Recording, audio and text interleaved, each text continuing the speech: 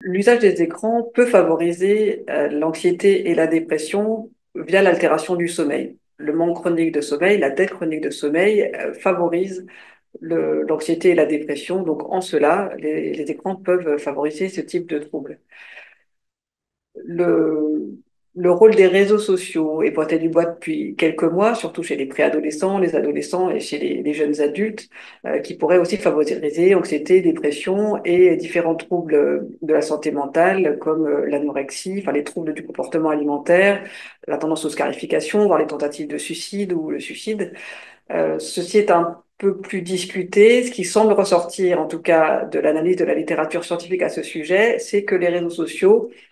par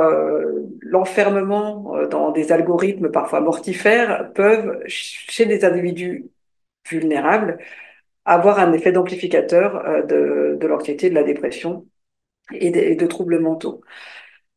Simplement, quand on parle de vulnérabilité, en réalité, on est extrêmement large, puisque ça peut être des individus qui appartiennent à un groupe qu'on dit minoritaire, par exemple en termes d'orientation sexuelle ou en termes d'origine ethnique, mais ça peut être aussi un adolescent qui traverse une période difficile parce que ses parents se séparent ou parce qu'il vient de vivre une rupture sentimentale. Donc, finalement,